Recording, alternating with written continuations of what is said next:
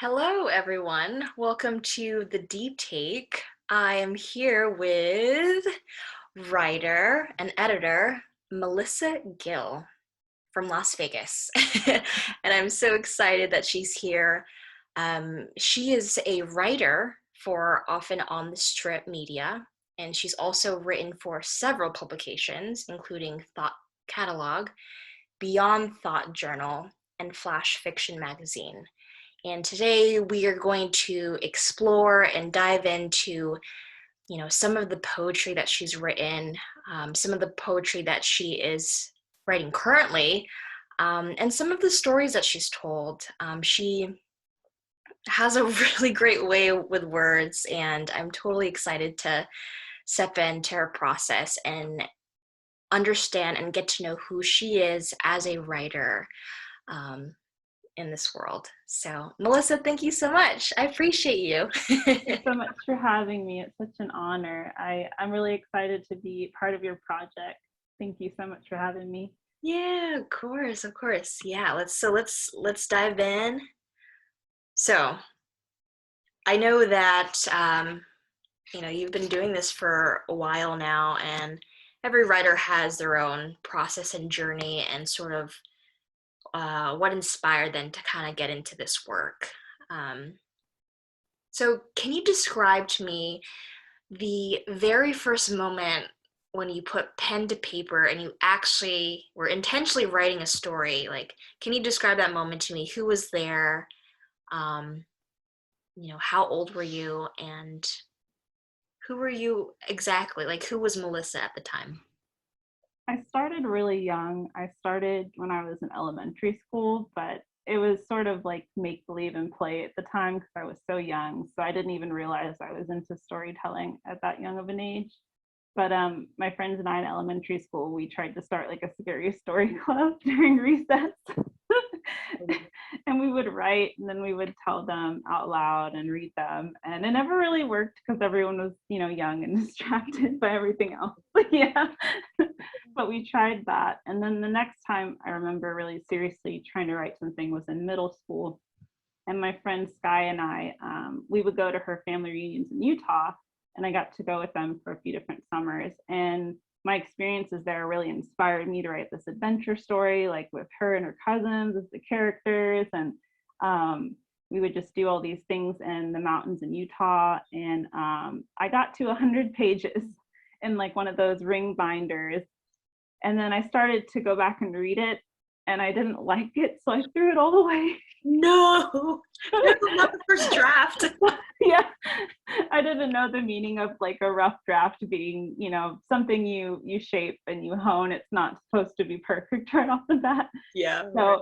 I got so frustrated and I thought, this is awful, and I just threw it all away. So, never doing this again. I don't know how I did it, but I somehow got to like 100 pages in there. That's amazing. I feel like it's so hard for me to do that these days, I don't know how I did it now that I've been writing as long as I have, because just to complete sometimes a short story or try to complete a chapbook, it feels sometimes like I'm climbing a mountain. So I think it's that childhood innocence, maybe naivety, where I'm not judging myself so harshly at that age, where I was able to kind of write freely. So I try to tap into that and then go back and edit it, because I read a quote somewhere that says you can edit a draft, but you can't edit a blank page. So I try to keep that in mind. Yeah, I think that's wonderful. Yeah, I totally resonate with everything that you're saying because it is hard, right? It's like you have the ideas and then you like show up to the paper and it's like, I'm scared. Absolutely. All the time.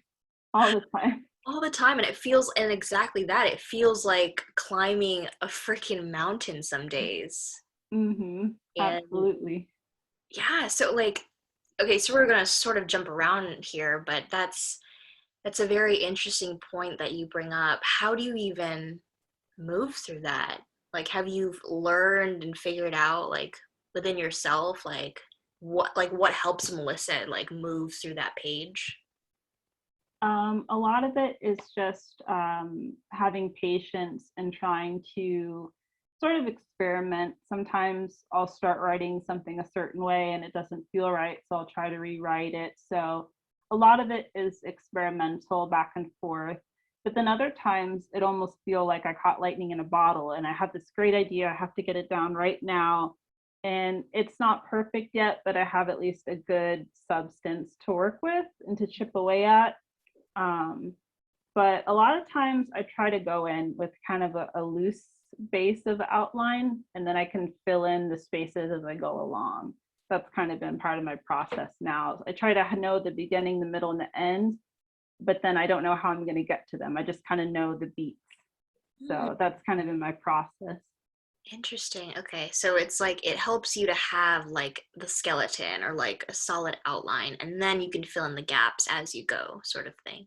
And sometimes they can change some of the beats, but as long as it makes sense to the story and I kind of have a loose idea, like a map vaguely, I can kind of go into it feeling a little bit more organized because Mhm. my thoughts sometimes are abstract and just everywhere.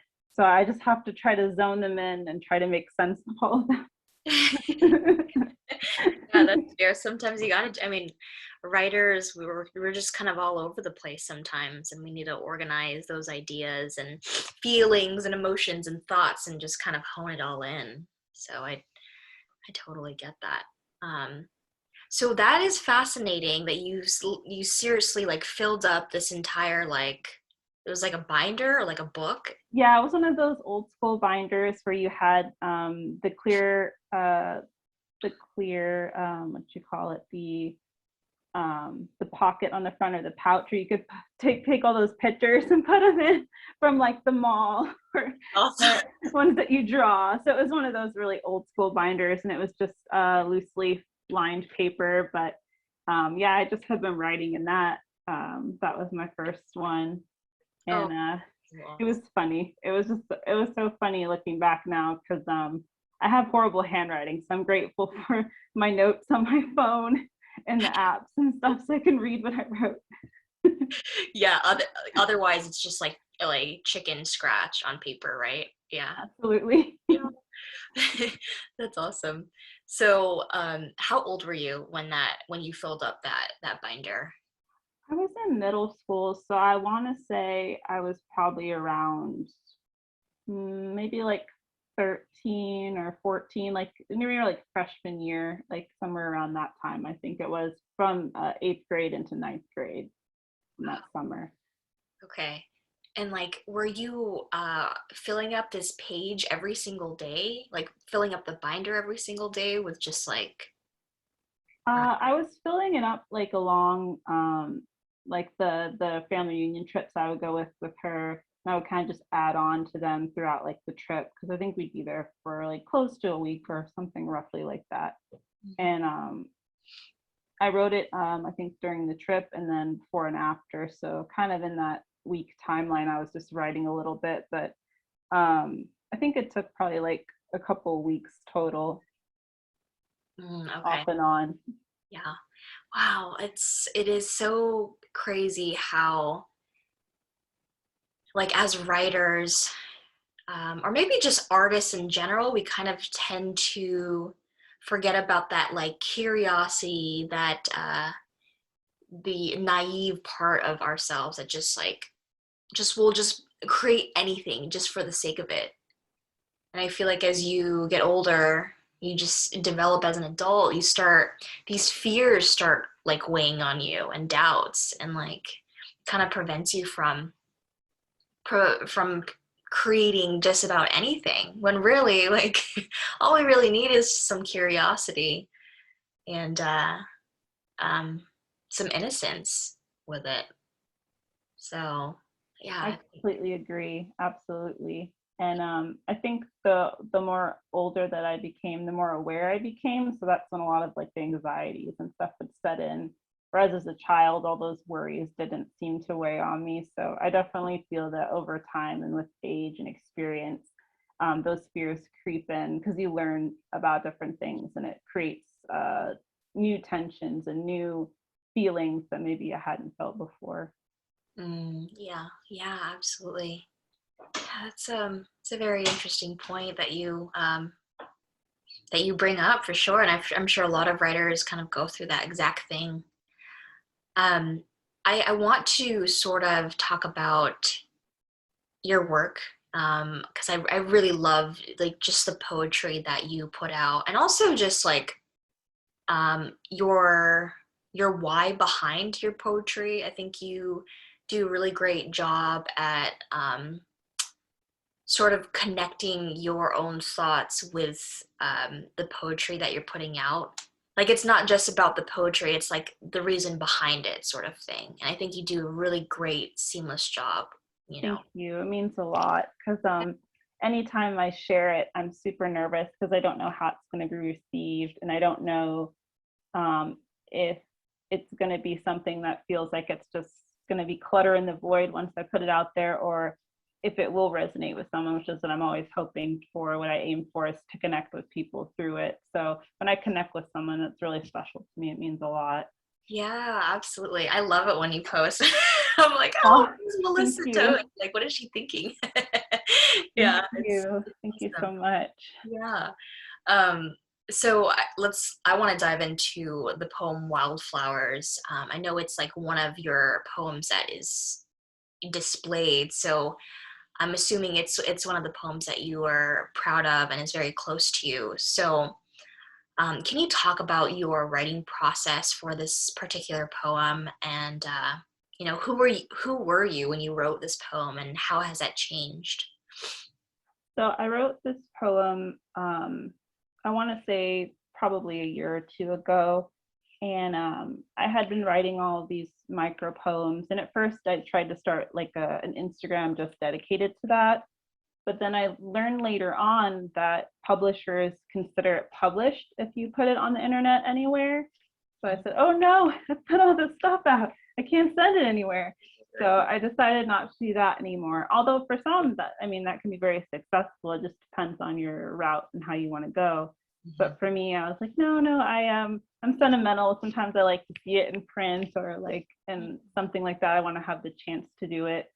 So I took them all off, and then I had written a poem about my mother passing away originally. She passed away from cancer in 2019. And I sent it to Coffin Bill Journal, and they accepted it. And from that moment on, I started to feel a little confidence, like, you know, maybe what I do write in my poems, they can resonate with people.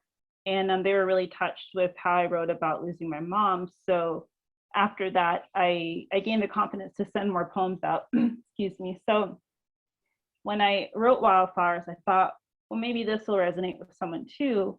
So I sent it to Drabble and they took it.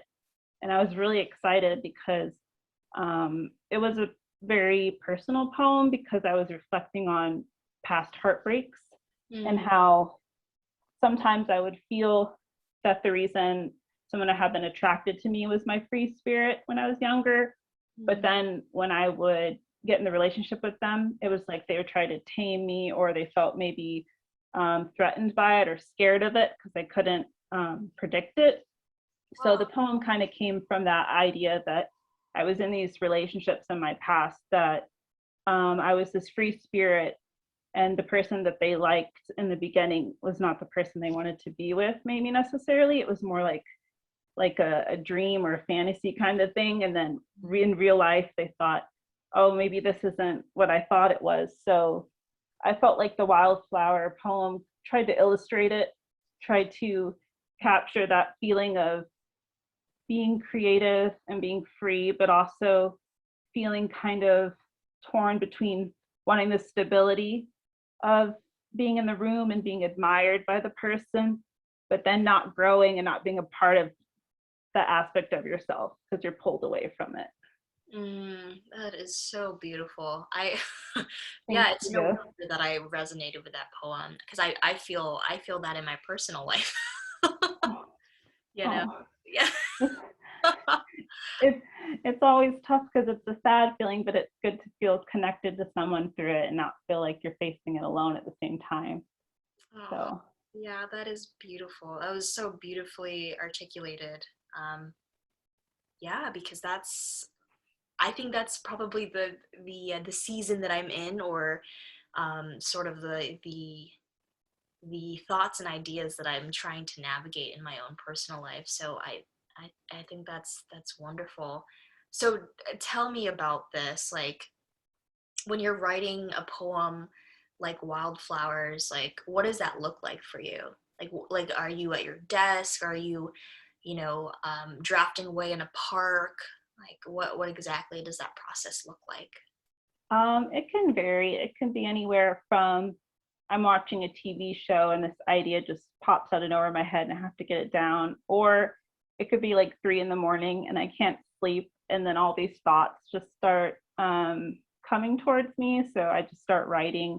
Some of it's great, some of it should never be seen by human eyes, Yeah. but it's like a mixture. So I think that it's usually either kind of spontaneous, or sometimes I notice late at night I tend to get a lot more creative. Like once it gets to be between like nighttime and daytime, somewhere in there, I think when everything feels like the world is quiet for a minute, I feel like I can kind of listen to my intuition, listen to what's going on inside. So then I'll start to write. Gotcha. Oh, that's fascinating. I know some uh, days of the hour people feel more inspired. I've heard that a lot. Like when at nighttime, that's when people feel like something clicks in their brain or in their creative mind. They're just like, "Ooh, I'm like, I have all these ideas like flowing in. Let me just grab this paper and write it down." Um, yeah, that's fantastic. For me, like I feel more creative in the morning. Like I feel super inspired, like at the crack of dawn. I love that. Oh man, I love that because I tried to do Julia Cameron's morning pages with the artist's way. Yeah, yeah. And I decided I should try to do night pages because like in the morning I just feel like my brain's too fuzzy. But I've always loved the idea of being a morning person and getting up and feeling that productive rush of writing. So I think when it comes to work, I'm able to kind of write early in the morning. But when it comes to like short stories or poems, it tends to be at night. So I think that it depends on what I'm writing to. If I'm writing something maybe about a press release or something like that, I think I can do that in the morning. But then if I'm trying to like create all these character storylines, I'm like more coffee. Yeah, more coffee. Like, push through. Yeah, yeah, I totally get that.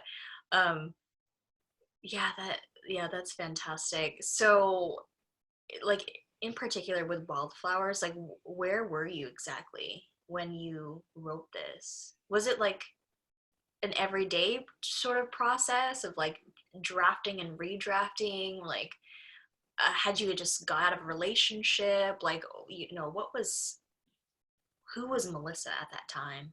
I think I had written that one actually probably either when I was at work or on my break or something when I was at the strap. Because a lot of times I notice when I do sometimes like mundane things like just routinely, there's something about that sometimes where I think my brain will go into this creative mode trying to get me out of this boring task. Mm. So I would take out like my waiter notepad or something, and I would just jot things down. So I think I wrote that one maybe when I was on my break or when it was kind of the slow time at the restaurant. And with that one, surprisingly, I didn't draft it too much. When I did it, though, I tried to make it in its most simplest form, kind of like inspired by Hemingway in a sense. I didn't want it to be too like flourished at the time, but I also wanted to make sure that my analogy was clear and concise. So I tried to strip away anything where maybe that writerly person was coming in like add this or add that, and then I was like, no, I don't need it, I don't need it. So it wasn't drafted probably too many times, probably like 3 or 4 times, I think. And then finally I had like the bare necessities of it. I had the exact story I wanted to tell, but it wasn't overwriting. Sometimes I struggle with that balance. Oh, okay. Yeah. So you mean you struggle with figuring out when you're overwriting and like what to kind of eliminate, what to keep, that sort of thing, like Yeah, exactly. stuff. Okay. So I think when I was writing that one, I didn't want it to be overly um, literary to the sense where it felt like it wasn't authentic or real. It felt like it was more of like, look at these cool words I know. I didn't want to do that. So I was trying to steer away from it. Not that there's anything wrong with it, and there's nothing wrong with that style, but for this particular poem, I wanted it to be very raw and honest, and um, as close to being an analogy that if you put it in any situation, hopefully people would understand it. Like almost like I could tell it to maybe like a younger person and they would kind of get it, even if they don't know all the nuances of it. Yeah, that's, you know what? And that's exactly what it is. It is so simple, but so powerful.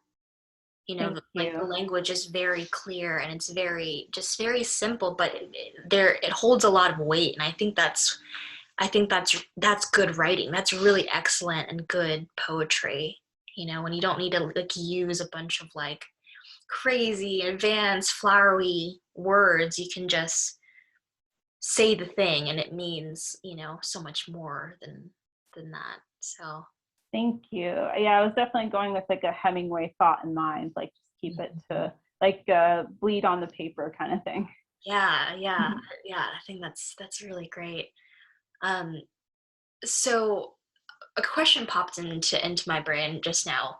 How do you feel about like how some writers or artists or musicians will like experience something, could be joyful, could be traumatic, whatever it may be, um, and they either give themselves distance and give themselves some time to kind of process those emotions and those experiences and then start writing or then start creating the thing.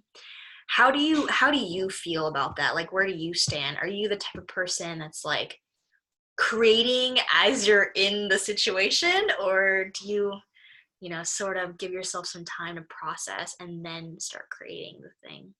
I love that question. That's a great question. For me, I guess it's a mix. When I'm in the moment, I like to take notes. Sometimes I'll just take little sensory detailed notes or like observations around me. And then I like to distance myself from it. And then I'll come back to the notes and I'll see what I had. And I'll try to take in the experience, and I try to do a mesh of the two, I would say. One of the stories I did that was when I wrote about the jam, which I really loved going to. I was super excited to do that story. So as I was there, I took like this little notebook, and like when something would resonate or speak to me, I would make a note of it and I would jot it down. And I had all these notes from all these different performers, and it was really cool. I would describe everything from maybe how a performer felt when they were on stage and their presence to like the lighting in the room or the smells. So I just tried to like get all the sensory details down when I was there. And Mm-hmm. then when I went to write it, I went back to those, and then I try to think of the experience as a whole. And then I just tried to sort of like fill in the outlines, like the beginning of the show, the middle of the show, and the end of the show. And I noticed that when I write a lot of sensory details, a lot of people have said they liked the description, and I really want them to feel like they're there. So that's always my goal. Yeah, totally. I love hearing about writers and like what sort of sensory details they decide to like jot down in the notebook. Because I mean, I find that many writers are very in tune with their surroundings and, really good observers. I mean, that's how we get really good details. So I'm So always true. fascinated, to hear like what sort of things you jotted down. Like when you went to the jam, like what are like a few things that like really stuck out to you when you were there?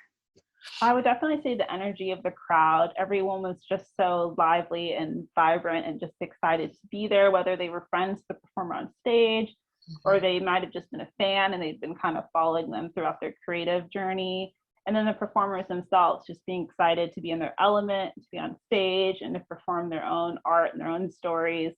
So combined collectively, it was just this flowing feeling, this feeling of everyone being together and unified over art and creativity, and also being supportive of artists, and especially in the local scene, because although I love, the strip and I love all of that part of Vegas, I also feel like sometimes that it might overshadow our really amazing arts district. And I think that we have such talented local people. So I'm always excited when they get their breakthroughs and they get their performances because they've earned it. They worked so hard. And there's a lot of cool things about Vegas that I think I wish more people knew on a broader general scale. So they kind of bring that. And I love that. So anytime I can spread the word or support a local artist, I'm all about it. Yeah. I miss Vegas for that. Just like how unique and close knit the creative community is out there. For people listening who don't know about the jam, can you sort of describe to them like what exactly it is?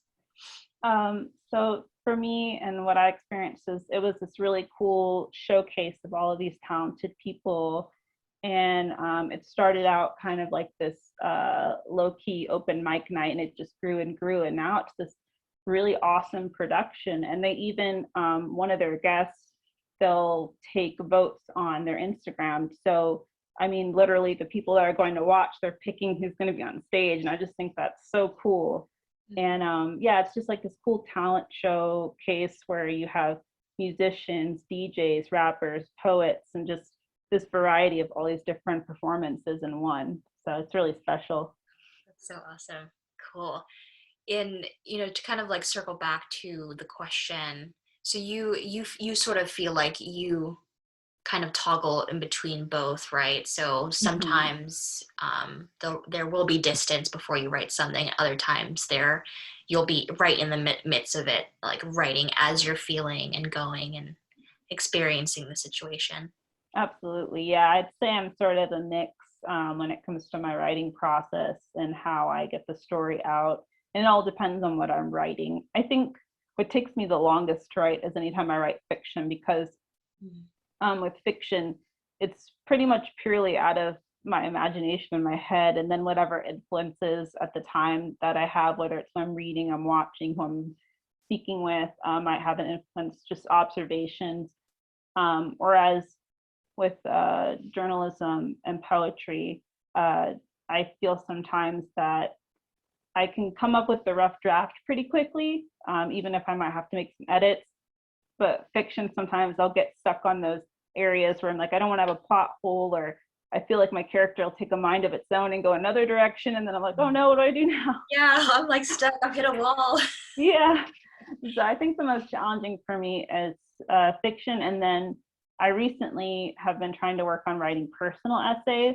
Mm. And that has been a very emotional but fulfilling experience. So I would say fiction, and then any essays or personal experience stories are very close to my heart, and they can be a little difficult depending on the subject matter. So if it's serious, or um, if it's something that was traumatic, I might write it, but then I have to kind of step away and come back to it because the emotions and revisiting the memories can be really it can be really difficult to navigate trying to write, but also trying to um, experience the emotions without it feeling like it's going to like spiral me into depression or something like that. So Yeah. it depends on what the personal essay is about. But the last one I wrote that I'm trying to find a home for, I wrote it for my freelance class, and it's about when I was around 9, and it was the first time that my mom had tried to commit suicide, Mm.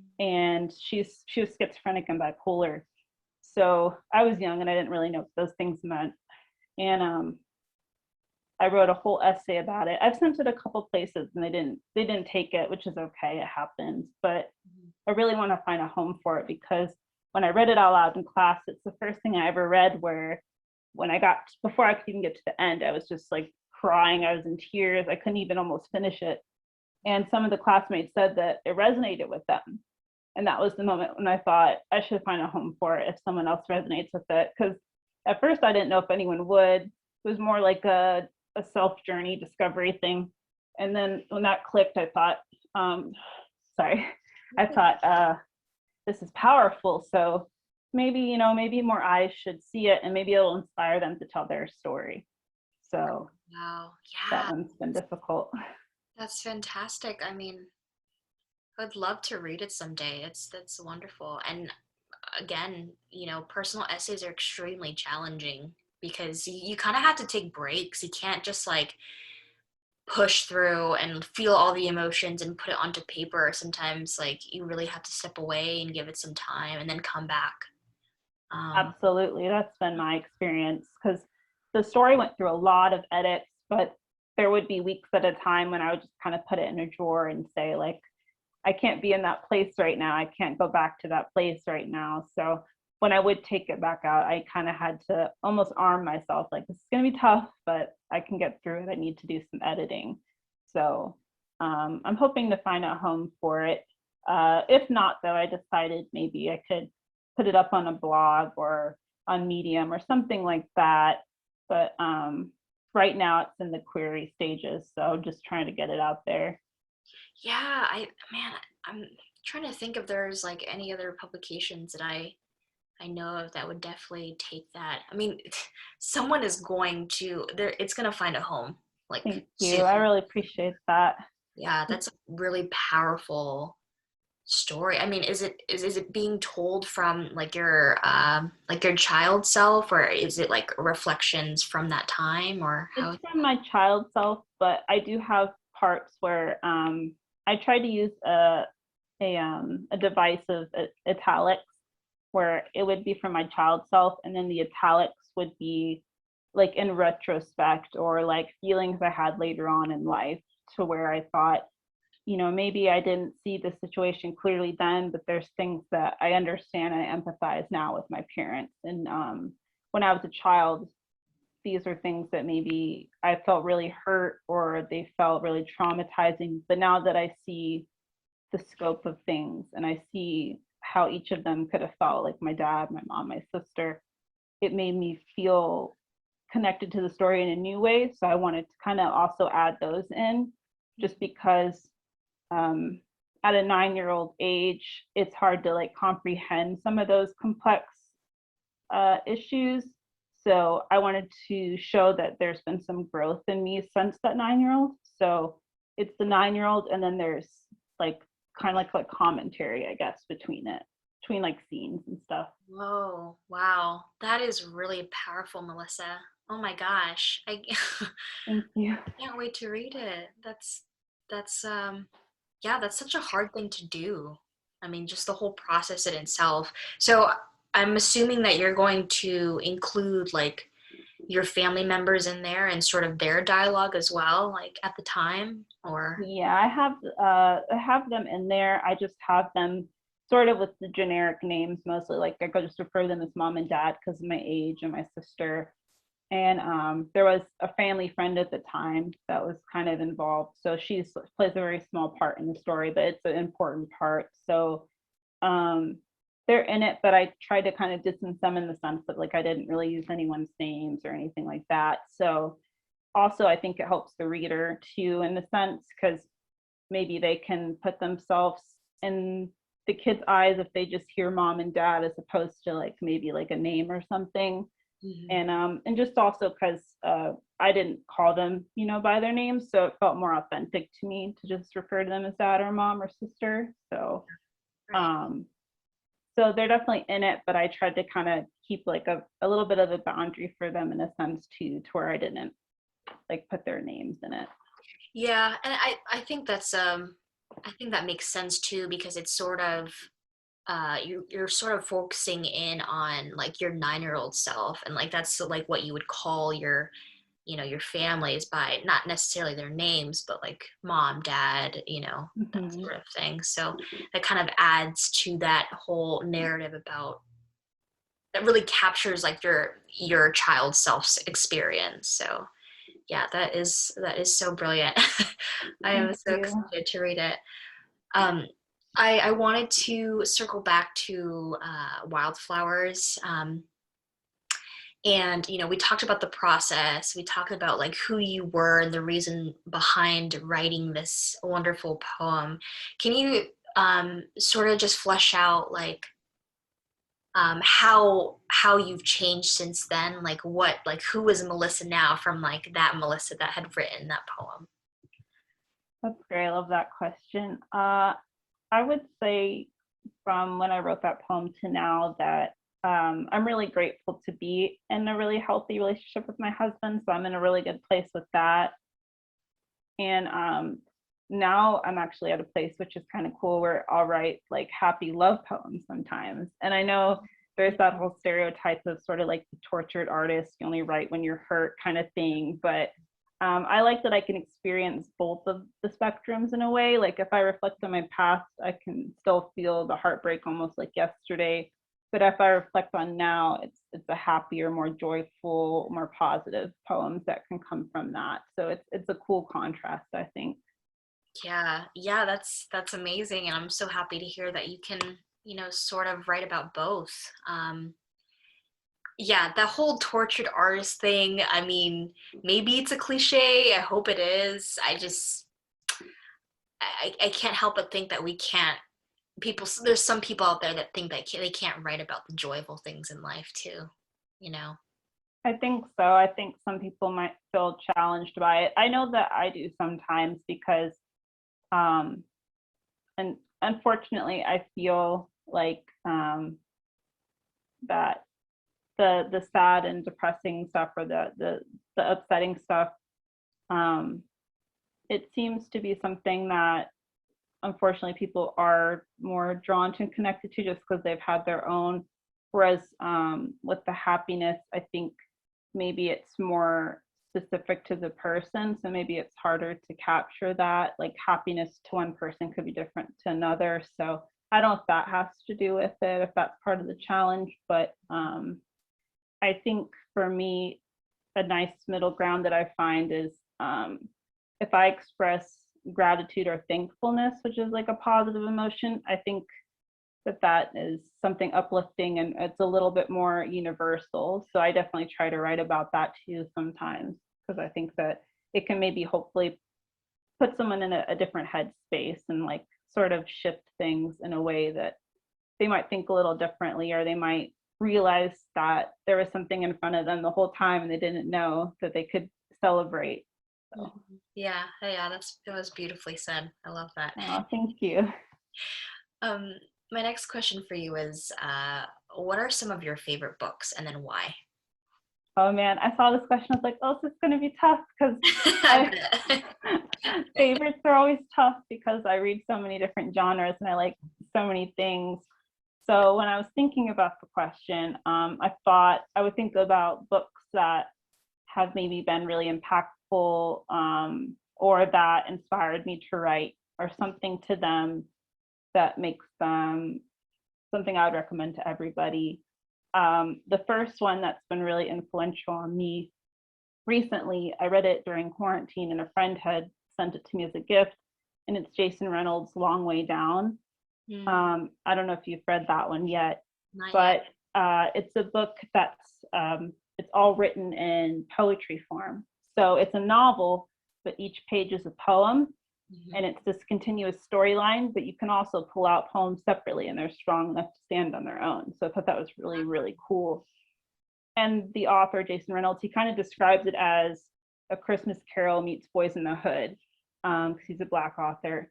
And I thought that was a great way to describe it because the character is at this crossroads, and he's seeing all these ghosts of his past, and they're telling him, you know, do you want to go down this route or be kind of where we are, or do you want to take a different route?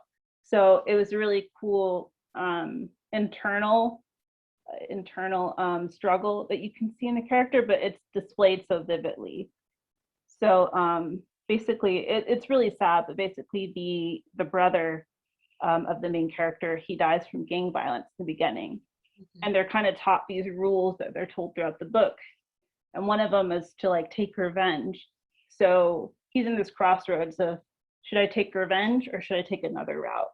And then he goes in an elevator, and each level another ghost hops on the elevator, and he's trying to get to the person he's supposed to commit the revenge on.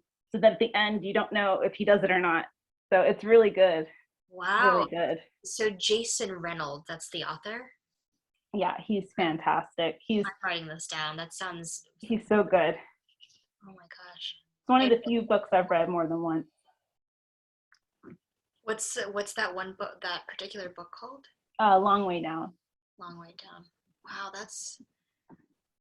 I really like when authors or writers sort of incorporate that mysticism, like with the ghosts in the past and him sort of reflecting.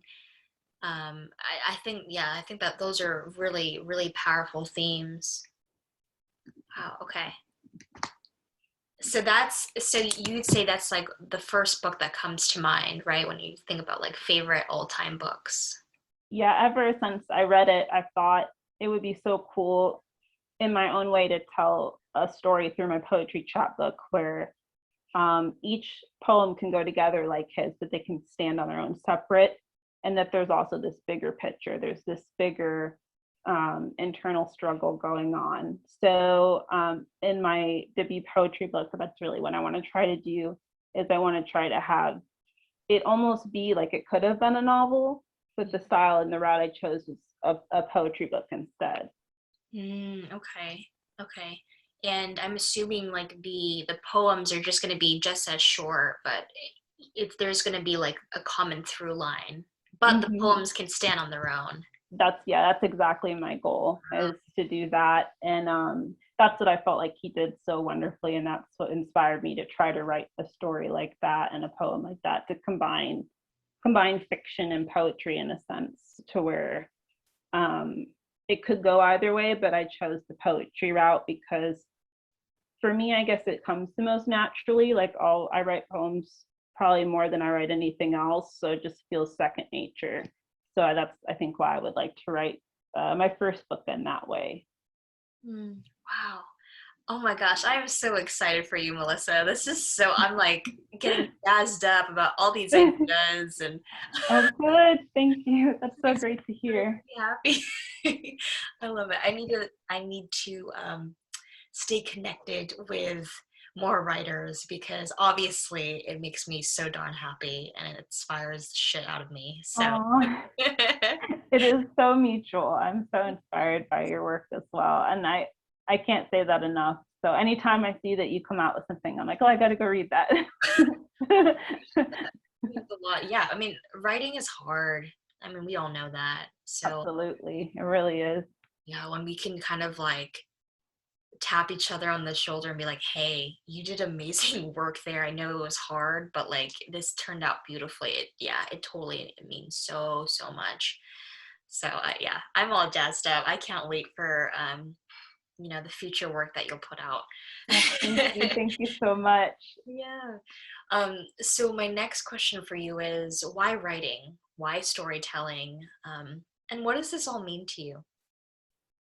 I really like this question because I think it kind of, in a way, it's a way for me to express the journey that got me to where I'm at. I think deep down, I've always wanted to be a storyteller. I just didn't know that. I would find all these different forms of storytelling, and I just kind of had to find the one that fit for me. So when I was really young, I wanted to be a singer, and I wanted to do it through music, and that was like how I thought I'd do my storytelling. Fortunately, I'm not like the best singer in the world. I can carry a tune okay, but it's not my strength. So I eventually thought, okay, I enjoy it, but from a different viewpoint. Mhm. So then I got really involved in acting and theater, and I loved theater. And for me, that was such a great outlet and a release to play all these characters. I felt like there was all these aspects of my personality that in everyday life maybe I couldn't explore, but through these characters I could. So I latched onto acting. And I did really well in high school with it. But the minute I hit the real world, I don't know if it was just my awareness in myself or my lack of confidence. I don't know what it was, but I would go to an audition and I would freeze, and I wouldn't be able to do it. And any of my high school friends, if I told them that now, they would never believe me. They're like, you were the lead in these shows, you were so, involved, you did all these performances, but now if I get in front of people or on a stage, I get really bad stage fright. So it's such a weird kind of backwards thing in a way. Right. And then throughout my whole life, I've been writing, but I never really took it seriously. It was just more like a hobby and a release and something I loved to do, but it was kind of like personal to me. It was just like something with me, myself, and the page.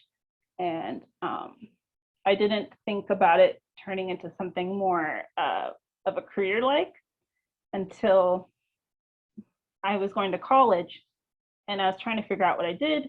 And I would have these moments where a professor or someone would say, "Hey, we really like your paper. We want to use it as an example." And I would be so excited. And I never clicked that, like, oh, maybe I'm good at this. like Mm. maybe that's why they want to show it. Like, because I would think of any other reason, like, oh, well, maybe I just, I followed the instructions well and like it's a good example, or it's easy for them to talk about whatever I wrote about. I never thought like that it was like a good writing thing. I just thought like, oh, they liked it, cool, that's awesome. So the minute it clicked and I was like, well, maybe I have something here. Maybe they're keeping these as examples for a reason. Maybe there's something I can explore here. So that's when I decided, you know, there's a chance maybe I could actually do this. Like I could seriously be a writer. So I was still working at the Strat and going to school. And I just started doing all these side projects. And the poor early readers on my work in the beginning was not good. And sometimes it still isn't. And I'll ask people to read it to give me feedback. So my 4 coworkers read some stuff that probably was very unpolished and not good, but I appreciate them for it. And once I got accepted in a publication and I got the job off the strip, I started to build some confidence and I started to feel like, what I have to say or what I write could be impactful, it could be positive, it could actually be something for me. So all this time I'd been writing and doing it, but I just never thought that it could be something I could actually excel in. So I think I kind of hit a breakthrough in 2020 in that way. Oh my God, that's amazing. Yeah, it's kind of cool to just see you talk about the timeline, and sort of like how you got into what inspired, like what clicked in you, right? Because like you had said that, your work in school was being showcased and like used as an example. And you're like, huh, maybe I'm like sort of good at this and this is my thing. How old were you when that clicked for you? I would say it was probably like 2016 when I switched majors. Okay. Because I actually, at first I was going to do acting major, and then I thought about doing physical therapy. And then one of my former coworkers actually, she started going to school for journalism and she did PR. And seeing her excel and be able to step out of the restaurant business and do something she went to school for was super inspiring to me. So I thought, well, I like to write too, and I like to do a lot of the stuff that's involved in journalism and PR. So, she inspired me. I kind of thought, well, she could do it, maybe I could do it too. And so I switched majors, and then I experienced a lot of great mentors and a lot of great classes. I even took like creative writing classes and stuff. And it's helped shape the writer I am now. And it's made me feel that hopefully from here on out, I can only just improve and get better because there's always room for improvement. But I feel like I'm finally on the right path. Like I'm finally feeling like pieces are falling together and everything's sort of connecting and making sense to me in a way that it never made sense before. Yeah, absolutely. Yeah, I think you maybe after a couple tries or so, it starts to click for you. Yeah, that's great. Um, I want to sort of segue into, we had talked about your favorite books. I want to talk about maybe like a favorite story or poem or piece that you've written and dive into that process and also talk about like who you were when you wrote it too. Do you have a favorite one that you've written so far? I don't know if I have a favorite. I would say that I was proud of myself for writing the personal essay, so that's probably near the top for stories I've written and that have been probably the most emotional. And I, it's almost like I felt as if um, I was able to move past a blockage with that. Like I had a breakthrough writing that one. So the personal essay about my mom is definitely up there. And then the next story that I would say is I wrote this really fun, quirky sci-fi story that I'm also querying right now. And sometimes I don't realize the influences when I'm writing them until later and I reflect on it. But the main character kind of reminds me of my husband, and I didn't even mean for that to happen. It just did. But it's basically about this guy, and he's kind of isolated himself, which I thought was kind of also relatable after quarantine because he had been grieving over losing a friend.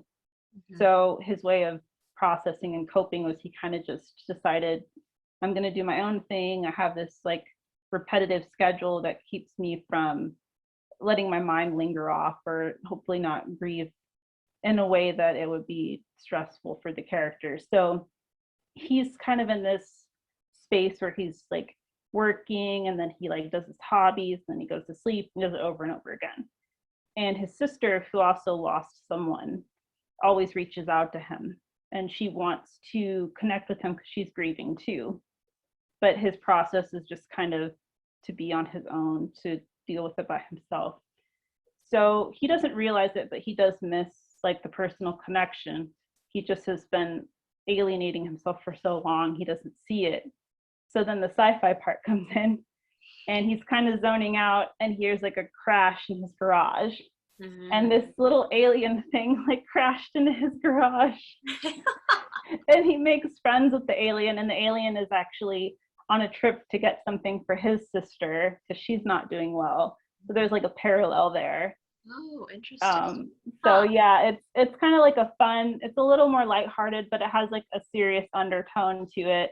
And the bigger message that I tried to cast with it was that no matter what you're going through, human connection is powerful, and that on some level we still want people to check on us or to ask for okay or invite us even if we're in a place where we're not being social. So it's kind of the idea I had behind it. Oh my God, that's so cool. Is this a short story? Yeah, it's a short story. I sent it to one place, and they actually wrote a really sweet rejection letter. It's one of the nicest ones I've had, and they said that there was much to admire in my work. And they invited me to submit in the future, but they didn't take it. So it's still querying out. I have it like I think in three different places I sent it to. But after I read it and I looked back at it, I was like, the main character kind of reminds me of my husband in a way, and he said that he got that too when he was reading it, and I said I didn't even do that on purpose. Just It how just happened. you land? Yeah, Oh my God. yeah. So so describe this main character and like how yeah, just describe the main character and like how does it relate to your husband? I'm just so curious now. Oh, that's great. Yeah, no, I like that. So the main character, he's kind of a lone wolf, but he has a really big heart, and he's just been hurt a lot. So he's afraid to put himself out there. He's afraid to make new friends just because any time that he has, it didn't go well for him. So when he makes friends with this alien that just kind of falls into his life, he realizes, oh, maybe I can still offer my friendship to people. Maybe people will still want to be friends with me, even though I've had all these situations where people would, hurt me, or they would just kind of disappear out of my life or things like that. So for him, and what reflects with him is I feel like I think he wants to connect, but he's very like protective of his feelings and everything, and he has this big heart, but he's scared of making friends and then it doesn't work out again. So that's kind of the part that wasn't intentional, but it kind of resonated with him. And then him connecting to this like sci-fi character. My husband loves like Star Wars and all the other stuff, so the Yep. sci-fi element also is kind of reminiscent. Like he would totally probably make friends with an alien kind of thing. That's So awesome. That's so cool. It's cool that he resonated with the character that you created and you kind of created this character unintentionally to it just worked out, but somehow he connected and felt like he had seen himself in this person. So yeah, it's cool that we can do that. We can create these characters and write these stories, and somehow people can see themselves in the words. And yeah, it's just so powerful. you, it's, yeah, I think there's something at the subconscious level sometimes that just I don't realize it, or I think maybe even other writers don't realize that our subconscious is shining through these things, because there are things that are just underlying that we don't realize, but they're a part of everything we do. So I always think it's cool when things resonate like that, and it's not even, it's just by luck or by chance almost. So that's you hit it right on the nail. You're absolutely right. Like the subconscious sort of just shines through in our writing and anything that we create, really. mm-hmm. And yeah, whoever is out there open to receiving that art, it'll send a message over to them in some way, shape, or form. Absolutely. Yeah, I mean, and that's why I connect with your art and your writing, because yeah, I can see a little bit of myself in, in Aww. you and the stories that you tell. So it makes sense. Thank you so much. It really means a lot, because, sometimes I'll have those moments where I get a little imposter syndrome, or I feel self-defeat, and I'm like, am I going to wake up one day and like I'm not a writer anymore? Oh Or my like, gosh. it's all a sham. I'm in like the Truman Show.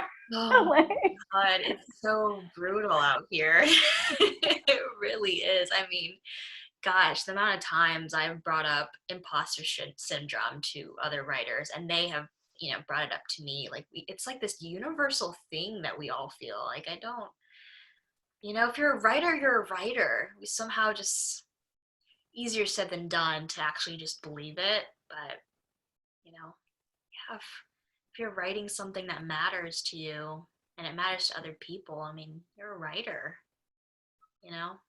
exactly.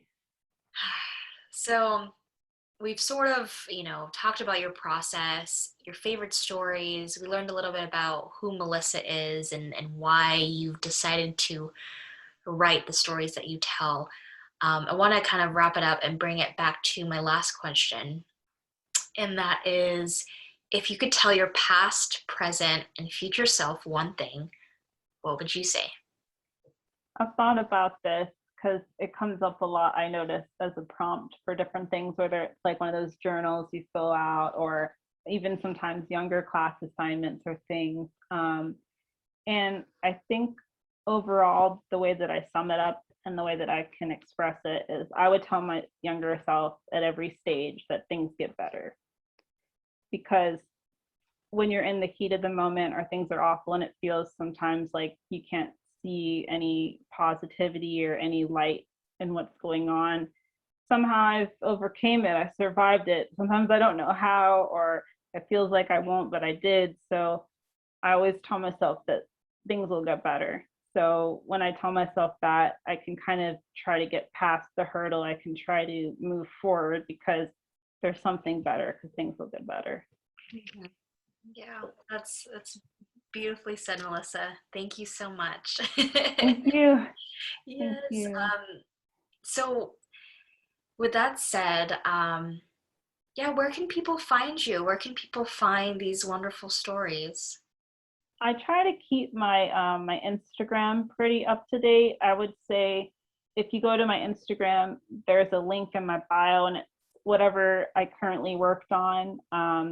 Recently, I got to interview Paul Rosenberg, who wrote his first book. He's a gym founder, and I have that in there, and that was super cool to write. So whether it's journalism or fiction or poetry, whatever is the most recent or something I'm proud of, I usually put in there. But eventually down the road, I might have a blog. But I would say my Instagram for now would be probably the best place to find me. Awesome. Okay. Well, thank you so much, everyone listening. That was Melissa Gill. Find her. Please explore her work because it is fantastic. And yeah, thank you again. And thank you all for listening. Appreciate it. Thank you, Maya. Thank you, everyone, for listening. Bye. Bye.